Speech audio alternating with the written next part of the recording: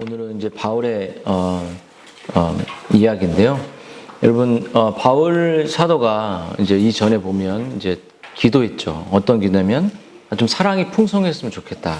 그리고 지식과 총명이라는 진리로 네가 사랑이 커지고 아주 선하고 아주 귀한 것을 분별했으면 하고 이 땅을 살아갈 때 진실하고 허물 없이 정말 이렇게 주님의 날까지 가기를 그들을 위해서 기도하고 나서 이제 바울은 어떤 이야기를 이제 기도를 멈추고 어떤 이야기를 하냐면 빌립보 성도들을 좀 위로하고 있는 이야기입니다.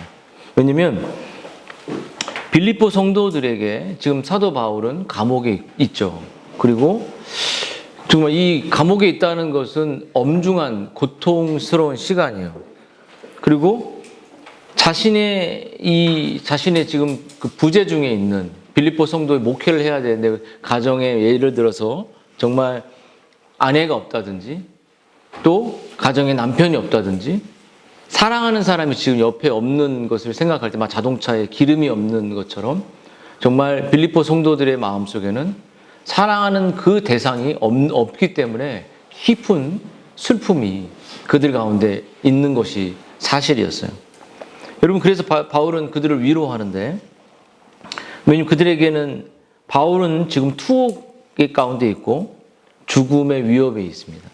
그리고 정말 이런 그 바울이 없는 이 공간이 빌립보 성도들에게 너무 큰 거예요. 마치 어쩌면 우리가 멤버로 있다가 싹 없어지면 너무 그 공간이 큰 사람처럼 우리가 그런 존재가 되어듯이 바울에게는 빌립보의 전부라고 말할 수 있을 정도로 그가 없는 이 공고함은 빌립보 성도들에게 위축되고 또 힘든 시간이었죠.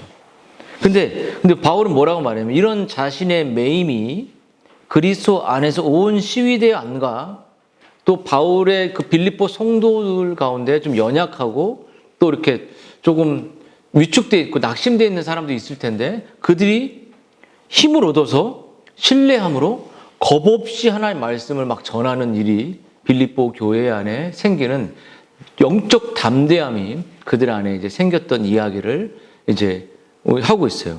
그러면서 그 바울의 매임이, 바울의 고난이, 바울의 이해할 수 없는 그 환경이 시위대 뜰과 제가 그 뜰도 설명하겠지만 그 로마 전국에 로마의 중심부까지 퍼지는 일들을 이제 보게 되는 거죠. 여러분, 여기서 발견할 수 있는 게 뭐냐면 바울과 또 빌립보 성도들의 공통점이 뭔지 아십니까? 그것은 뭐냐면 바울이 매임이 있고 거기에 공통점이 있는 게 아니라 바울과 빌립보 성도들이 가지고 있는 미션입니다. 미션. 우리가 미션을 생각할 때 마게도냐 환상에서 그것을 환상을 미션이라고 말하거든요. 그때 바울이 계획을 묻고 하나님의 계획 앞에 순종하는 게 원래 미션이에요. 성경적인 미션은. 근데 이 바울과 이 바울의 빌립보의 공동체 성도들의 공통점은 뭐냐면 예수 그리스도가 세상에 드러나는 것입니다. 이게 그냥 그들의 삶의 목적이에요. 내가 이 일을 하고 어떤 일을 하고 내가 매여 있고 뭘 해도 예수 그리스도가 세상에 드러나는 것. 그게 그들의 삶의 목적이었고 그 하나로 묶여버렸습니다. 우리가 각자 선교사님들 보면 영국에 뭐 여러 군데 있지만 목적은 딱 하나예요. 예수 그리스도의 구원의 은혜가 전파되는 것. 그래서 사도 바울은 이렇게 말했어요. 나의 달려갈 길과 주 예수께 받은 사명의 은혜를 증거하는 일에 내 생명을 조금도 아끼지 않는다.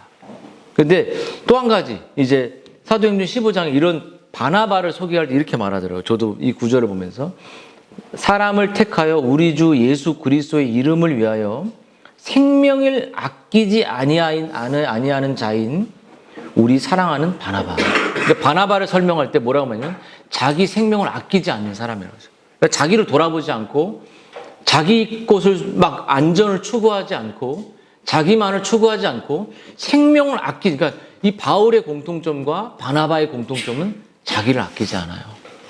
자기를 아끼면 어떻게 선교하겠습니까? 자기를 아끼면 어떻게 선교사로 나가고 자기를 아끼면 어떻게 헌금하고 자기를 아끼면은 어떻게 그 주의 일을 감당하겠어요?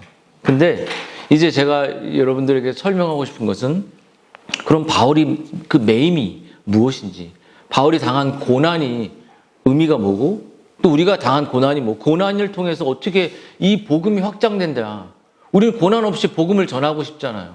고난 없이 좀 편안하게 아이들이 잘하고 싶잖아요. 근데 그리스도인에게는 고난은 분명히 따라올 수밖에 없습니다. 그것이 하나님이 정해놓은 방식이에요. 근데 여러분, 첫째, 우리들이 당하는 고난은 뭘까요? 우리들은 왜 고난을 당할까요? 그것은 하나님이 우리들의 삶의 복음에 진리에 합당한 삶으로 우리를 바꾸시기 위해서 때로는 고난을 허락하십니다. 여러분, 우리가 하나님의 자녀로 살아갈 때 하나님 때때로 자기 말씀을 준행하지 않고 우리들에게 자기 중심성이 있습니다. 그 중심성을 하나님이 꺾어내기 위해서는 하나님은 고난을 허락하십니다. 그래서 대부분 이런 얘기 하잖아요. 지금 어둠 속에 있습니다. 이렇게. 어둠 속에. 근데 어둠 속에서, 깊은 칠흑 같은 어둠 속에서 하나님의 진정한 손길을 우리가 발견하지 못하고, 왜 하나님 나에게 고난을 주셔서라고 말하는 것은 고난의 의미를 잘 이해하지 못하죠. 그래서 잠언이 이렇게 말했어요. 솔로몬이 달게 받으라고 하는 징계가 뭐냐면, 이 징계는 내 아들아 주의 징계하심을 경히 여기지 말고 그 꾸지람을 받을 때 낙심하지 말라. 그러니까 엄마 아빠가 또 사랑하는 사람이 징계할 때 있잖아요. 또 권면을 세게 할 때도 있어요. 부드럽게 할 때도 있죠. 근데 어떠한 권면을 매를 들 때, 어떤 일을 할 때, 그것을 받을 때 낙심하면 안 된다는 거예요. 왜냐하면 하나님은 우리에게 징계를 통해 우리를 낮추시고 네가 한 것이 아니고 내가 한 것이야 라는 사실을 깨닫게 하죠. 여러분, 하나님 우리에게 삶의 연금술사가 쇠를 뜨거운 용광로에 던지는 이유는 뜨거움을 당하다 죽어라 버려라 이게 아니죠. 그 안에 불순물이 빠지고 합당한 순도를 내기 위한 방식이었어요. 그래서 첫 번째 고난은 우리가 올바른 진리를 추구하는, 진리보다 앞서는 내 감정, 진리보다 앞서는 내 본성, 진리의 명령이 있음에도 불구하고 대부분 많은 사람들이 뭐라고 말하냐면, 이거 좀 맞는 것 같은데 마음이 안 돼요. 이렇게 말할 때가 있어요. 성경 우리에게 인격적인 하나님이지만 진리에 우리가 순종하길 원하시죠. 두 번째 우리가 겪는 이 고난은 뭐냐면 우리가 잠자는 것을 깨우기 위한 것이에요. 우리가 무뎌집니다. 우리의 영적 감각이 무뎌져요. 우리의 눈을 뜨게 합니다.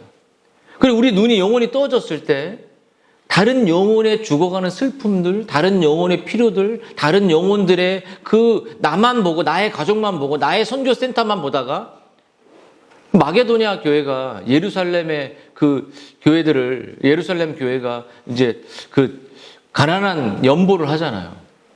이런 것처럼 여러분, 하나님 우리의 고난을 주실 때 우리의 자기 중심성을 나만 바라보는, 나만 생각하는, 나의 아니만 생각하는 것을 부셔뜨리죠. 그래서 그 위에서 타인을 보고, 내 죽어가는 가족들을 보고, 믿지 않는 가족들을 보고, 복음이 가장 쉬운 게 뭐냐면 교회에서 복음 전하는 겁니다. 교회에서 복음 가르치는 게 가장 쉬워요. 진짜 쉽죠. 그건 저는 가짜라고 말하지 않지만 그거는 정말 쉬운 겁니다. 근데 가장 어려운 건 뭐냐면 일상에서 복음을 비추는 것은 정말 어려워요. 그것을 우리는 교회로부터 공급받고 일상의 진리를 지키면서 해내야 되죠. 그래서 하나님은 우리를 일깨우고, 그래서 하나님이 우리를 주시는 이 일깨우는 것은 템프테이션이 아니라 테스트입니다. 우리에게 그 고난을 주셔서 우리의 눈을 뜨게 하고, 우리가 보지 못한 것을 보게 하며, 우리가 정말 가치 있는 것을 보게 하고, 우리 자기 중심성을 깨뜨리는, 그래서 우리를 성장시키는 거죠. 근데 바울이 갖고 있는 지금 이 매임의 고난은 조금 다릅니다. 비슷한 측면도 있지만 그것은 그 고난의 눈물 골짜기를 통해서 하나님은 우리의 고난의 현장으로 보내서, 우리의 선교 현장으로 우리를 보내서 우리의 만나기 힘든 사람을 관계 속에 보내서 구원의 샘을 지금 온 로마로부터 그 구원의 샘을 흘러보내고 있는 것이에요. 그를 보내서. 우리 선교사님들을 어떤 오지를 보내서 정말 이해할 수 없는 환경에 보내서 구원을 흘려보내는 통로로 바울을 지금 쓰고 있는 거예요. 여러분, 바울이 당한 이 고난은 정말 자기 중심성을 깨뜨리거나 우리를 올바르게 하는 그러한 식의 고난이 아니라 바울을 통해서 정말 로마의 중심으로부터 복음이 흘려보내는 통로로 쓰시기 위해서 바울을 묶어서 죄인의 모습으로 그곳에 보내셨습니다. 이디오페아 내시를 빌립이 만난 것처럼 그런 역사를 지금 하시는 거죠. 근데 여러분, 바울의 고난과 우리의 고난은 일상적으로 당하는 고난에서는 그 중심적인 공통점이 있지만, 여러분, 바울의 이 고난은 하나님이 그 로마의 그 하나님을 알지 못하는, 또 그 로마로부터 연결된 그 하나님을 알지 못하는 수많은 그 고관 대작들에게 복음을 전하기 위해서 지금 바울을 묶어서 죄인으로 집어넣으시죠. 여러분, 이 성경 구절 이런 말씀이에요. 이는 보좌 가운데 계신 어린 양이 그들의 목자가 되사 생명수샘으로 인도하시고 하나님께 그들의 눈에서 모든 눈물을 씻어준다. 이사야는 이런 말이에요. 너희가 기쁨으로 구원의 우물에서 물을 기르다. 그러니까 뭐냐면 그 구원의 통로로 지금 바울을 지금 묶어버리신 거예요. 여러분, 오늘 바울은 자기 매일매일 통해 어떻게 복음이 전파됐는지 말하고 있는데요. 그것은 바울은 이방인의 사도였습니다. 근데 원래 바울은 여러분도 아시다시피 예루살렘을 지나서 로마를 지나 스페인 서바나를 지나서 이 복음을 전하고 싶었지만 다 바울의 원대로 되지 않았어요. 바울의 원래 플랜이 있었고 바울의 원래 계획이 있었지만 그 계획을 다 하나님은 취소시키시고 감옥행으로 집어넣으셨습니다. 로마의 감옥에서 재판을 받게 하셨죠. 그러니까 우리의 계획과 하나님의 계획은 정반대라고 말할 수 있죠. 근데 바울은 우리가 생각하기에 우리의 복음은 자유롭게 복음을 선포하고 자유로운 방식으로 교회가 엄청나게 커지고 이것을 통해서 복음을 전해질 것이라고 우리는 믿지만 우리의 센터가 때론 작거나 우리의 모습이 때론 초라할 때도 있고 우리의 삶이 우리들의 대로 연결되어 있지만 바울은 지금 복음을 전할 수 있는 조건이 아닙니다. 그냥 묶여있는 죄인에 불과해요. 아주 우리가 상식적으로 볼 때는 그런 모습이죠. 근데 바울의 몸은 갇혀 있습니다. 바울은 복음을 설교하지도 못했어요. 바울은 묶여 있습니다. 그러나 몸은 갇혀 있지만 바울을 통해 복음은 흘러가고 있어요. 바울을 통해 그 매여진 것을 통해 복음은 통로가 되어서 로마의 시위대의 중심부로 흘러가고 있죠.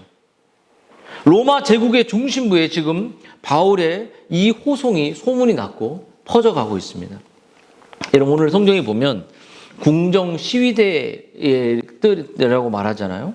여러분, 모든 시위대 안과 밖에라는 말은 이 시위대라고 번역된 헬라어는 프레토리안이라는데 궁정 경비대를 말합니다. 다시 말하면 시위대라는 말은 로마의 궁정 경비를 맡은 정말 당시 황제를 경호하고 황제의 친인척들을 경호하고 당담하는 로마의 중심부였어요. 근데 이 중심부의 궁정의 시위대 모든 사람에게 지금 그리스도의 복음이 증거되고 있습니다. 이러므로 나의 매임이 그리스도 안에 모든 사람에게 나타났다. 여러분, 과연 바울은 디모데에게 이런 말도 했어요. 때가 있든지 없든지 그리스도의 군사로 복음을 전해라. 상황이 되든 되지 않든 어떤 삶이든 복음을 전하라 그랬죠. 여러분, 바울은 감옥이라고 달라질 것이 없었어요. 여러분, 매 순간 바울은 자기가 복음의 통로가 되기를 원했습니다. 여러분, 우리는 이 세상을 살아가죠. 여러분, 우리는 두 나라의 백성에 살아가는데 세상 나라와 하나님의 나라에 살고 있죠. 그리고 우리가 살아가는 이 세상은 반드룬에 말하는 것처럼 종결이 일어나요. 언젠가 예수님이 오실 때 끝나죠. 종결이 완성이 됩니다. 근데 그 완성이 될 때 이 세상을 우리가 본받고 이 세상을 문화들을 따라갈 필요는 없지만 이 세상에 영향을 미치고 빛과 소금으로 썩어 가져가고 어둠을 비치는 삶을 우리는 살아갑니다. 여러분, 때를 얻지 못하든지 바울처럼 우리는 복음을 전해야 되는데 우리는 어떻죠? 가정에서 볼 때, 제 삶이 잘 되지 않을 때, 요즘 아이들이 저에게 아빠 할머니에게 너무 화내는 것 같아요. 이렇게. 그럼 이제 그런 이야기들을 이제 서슴치 않고 저한테 말 좀 이쁘게 좀 하세요. 이렇게. 그렇게 말하면 미안하다. 또 이렇게. 옛날에는 니네들이 이렇게 했는데 지금은 그렇지 않아요. 여러분, 우리가 제 모습을 보고 인정하기 시작할 때 복음의 힘이 나타나는 거죠. 자녀들을 돌볼 때 분노가 나고, 또 자녀들이 우리 부모를 속일 때 분노가 나죠. 남편과 아내의 관계 속에서 정말 우리가 이 죄성으로 부딪힐 때마다 정말 우리는 정말 이렇게 낙심될 때가 많죠. 심지어 길어진 질병 때문에 병원에 입원하거나 계속 치료를 받을 수밖에 없는 환경일 수도 있습니다. 여러분, 이 외에도 우리는 어려운 환경일 수도 있죠. 근데 우리는 그때 실망하면 안 돼요. 나의 이런 처지 때문에 원하는 만큼 하나님을 섬기지 못하고 있다고 생각할 필요는 없습니다. 심지어 그런 상황들이 원치 않게 내가 하나님을 섬기는데 방해가 되고 있는 것처럼 생각할 필요는 없습니다. 여러분, 무엇인지 때가 있든 때가 없든, 바울이 감옥에 이렇게 매여 있든 매여 있지 않든 바울은 늘 한결같았어요. 여러분, 교회란, 이 교회가 잘 될 거야 이런 생각만 갖고 목회하지 않습니다.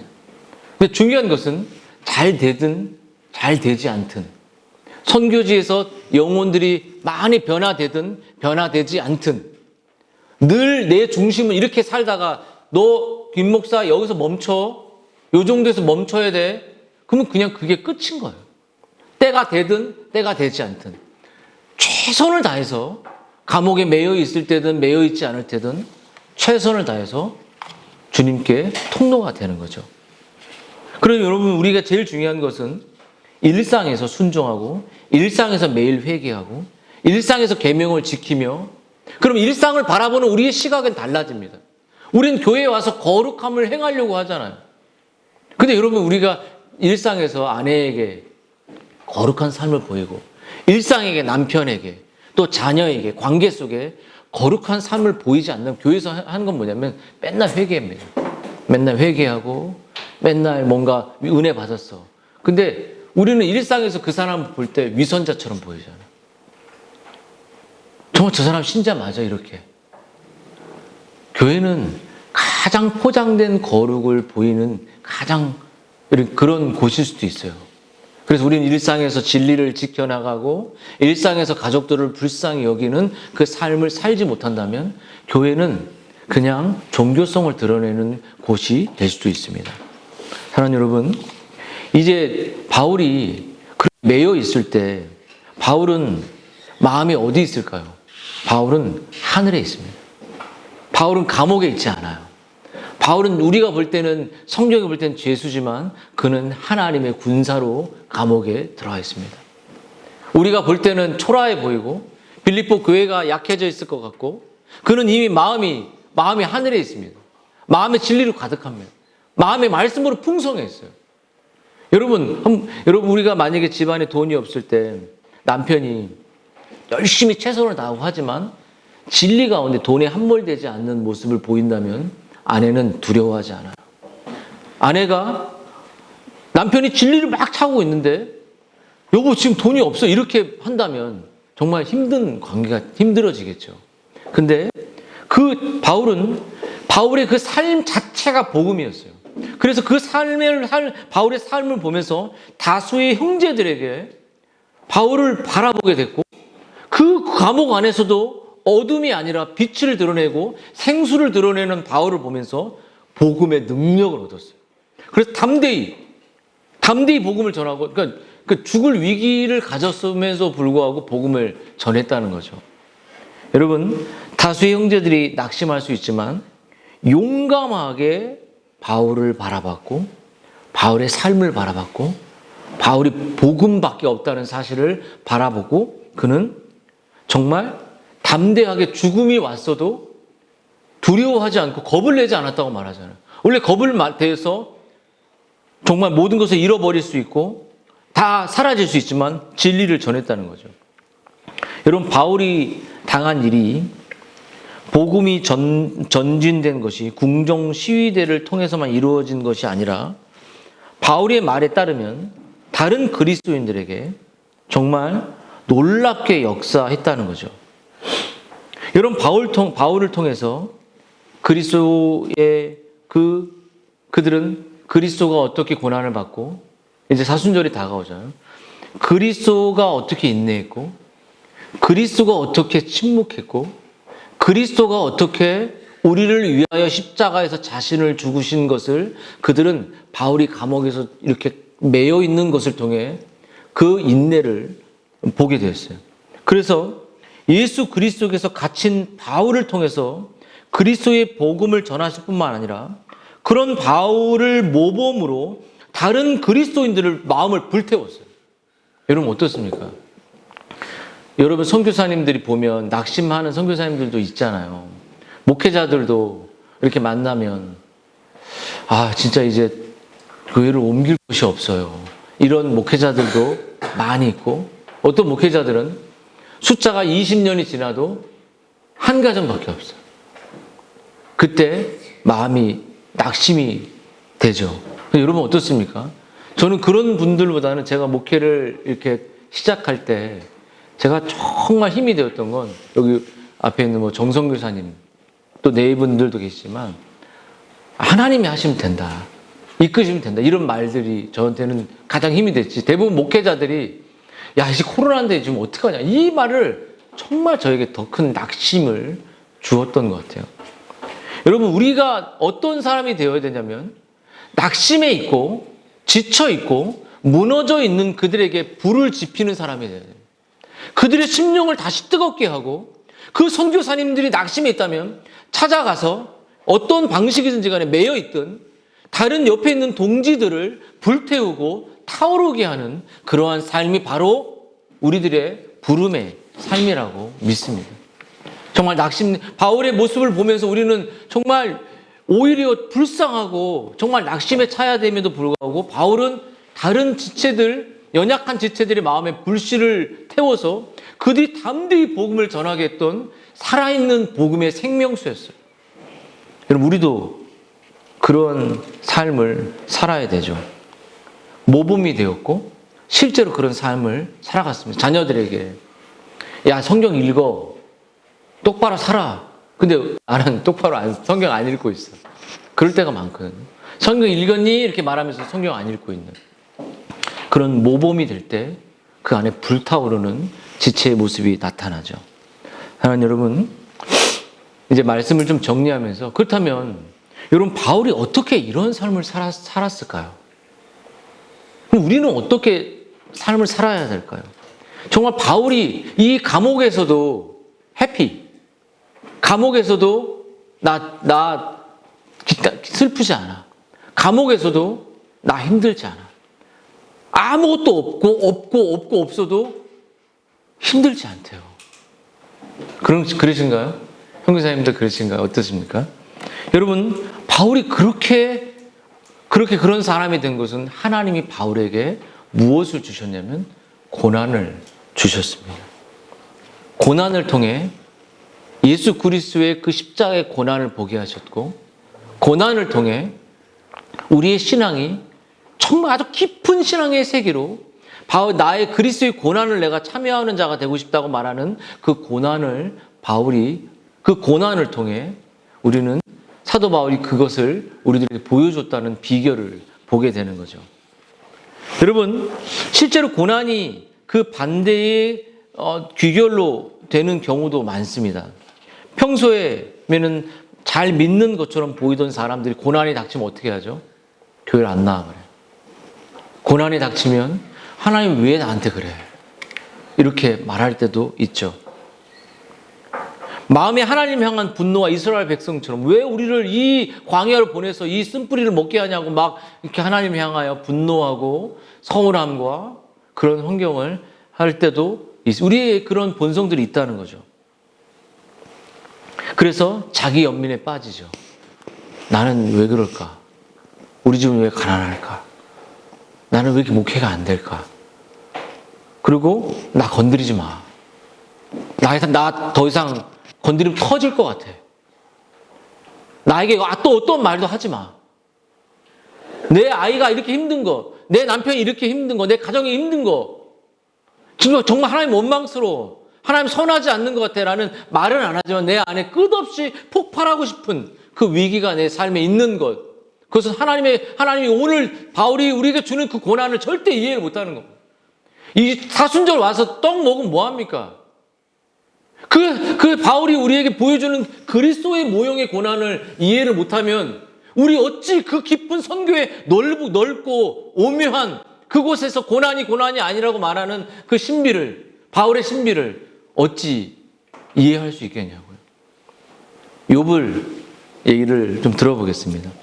욥을 1단계, 2단계로 제가 한번 설명해볼게요. 욥은 하나님이 욥을 동방의 의인을 자랑하셨죠.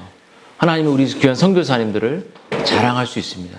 야, 동방의 저 의인, 저 선교사님 봤어? 욥기 1장에 나오는 거예요. 사단은 보긴 뭘 봐요. 하나님 복 주니까 저렇게 선교하죠. 복 주니까 헌신하죠. 그래? 그거 아닌데 하나님 욥을 자랑하고 싶었습니다. 여러분, 근데 그 욥에게 생명을 건들지 못하게 하고 욥을 다 허용하게 했죠. 여러분, 1단계 하나님이 욥에게 어떤 사단은 고난을 주냐면 모든 면에서 우리의 상상을 초월하는 고난을 욥에게 허락하셨습니다. 욥은 그야말로 모든 것을 잃어버렸어요. 그가 가지고 있던 모든 것이 사라졌습니다. 소와 나귀와 다 도둑맞고 번개도 맞고 다 죽었어요. 재산이 먼저 몰살되기 시작했죠. 약대들이 강탈당했고 한순간 싹쓸이 다 죽어버렸습니다. 사단은 욥을 저주하고 돌아설 것을 기다리고 있습니다. 저주의 하나님, 선교 포기해. 네가 우리 이런 거 하잖아요. 선교하고 나면 자녀가 잘 됐다. 그게 정말 성경적일까요? 선교하고 나면 자녀가 잘 안 되면 그거는 하나님 복 준 거 아닌가요? 하나님이 그 불의한 하나님인가요? 기복적으로 우리는 뭘 하고 나면 자녀가 잘 됐어. 그리 아니하실지라도 우리가 말할 수 있는 그 하나님에 대한 그 선하심. 물론 하나님이 지켜주시죠. 공급하시죠. 근데 사단 욥이 돌아서 너 하나님 저주해. 포기해 이제. 하지만 욥은 하나님이 그를 자랑하신 바와 같이 오히려 잠잠히 주를 더욱더 의지했습니다. 물론 욥도 자신의 아픔을 토로하고 했지만 하나님을 원망한 것은 아니었어요. 그에 비해 하나님을 원망하거나 감사치 않는 말을 올리진 않았어요. 근데 힘든 건 힘들다고 말했을 뿐이죠.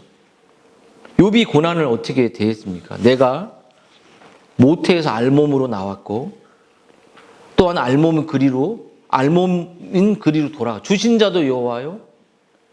또 걷어가신 자도 여호와의 이름을 찬송한다. 이해가 되십니까? 성경 구절만 이해되실 수도 있죠.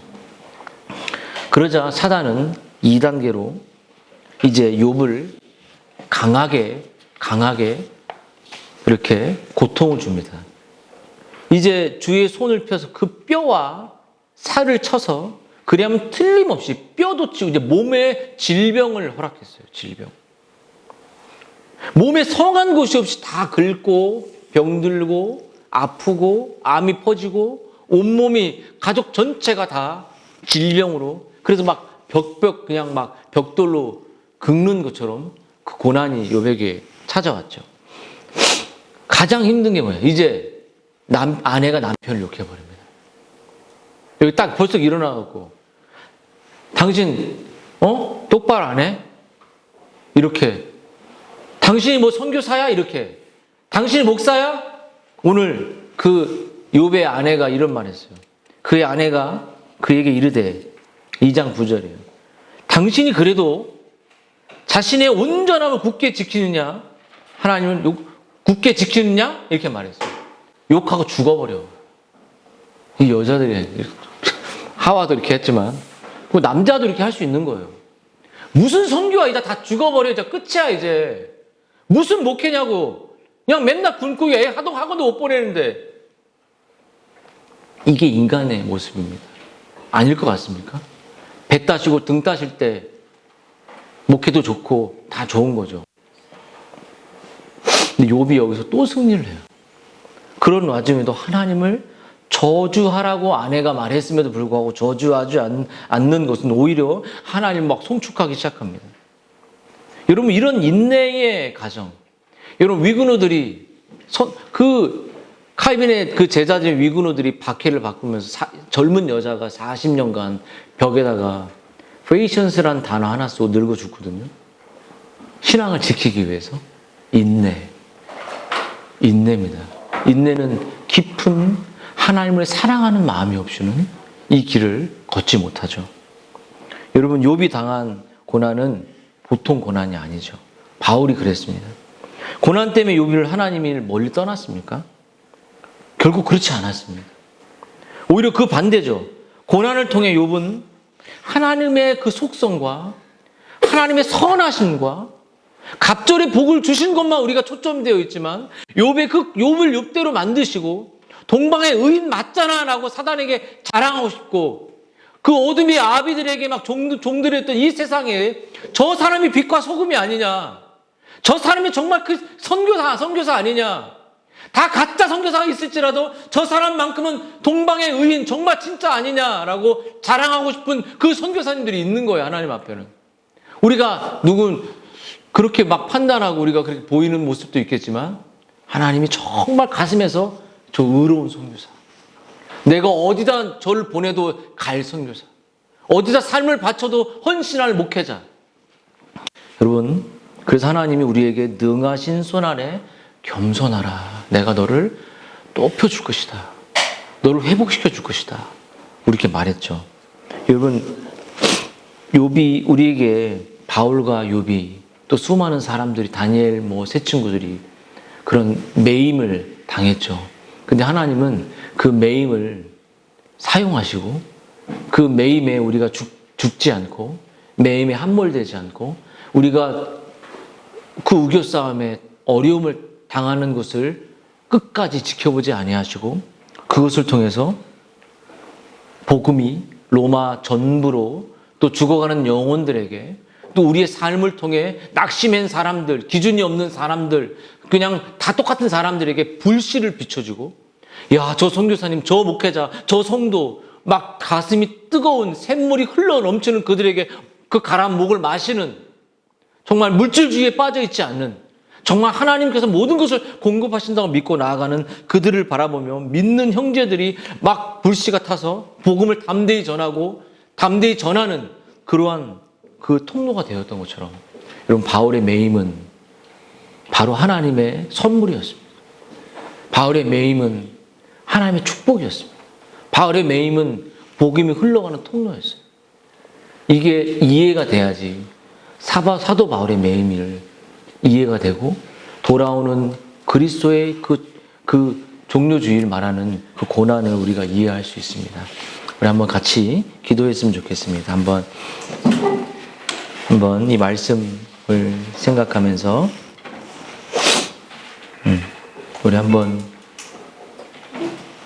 다 같이 오늘 사도 바울의 매임을 통해 복음이 증거된 것처럼 또 주변의 사람들에게 복음이 흘러갔던 것처럼 우리들의 삶에도 하나님께 쓰임받고 복음이 흘러가는 그러한 통로가 되게 해달라고. 그때 고난이 닥쳐와도 그 고난에 우리가 쓰러지지 아니하도록 하나님 우리를 이끄신다는 사실을 믿고 우리 한번 말씀을 믿고 기도하도록 하겠습니다. 기도하겠습니다.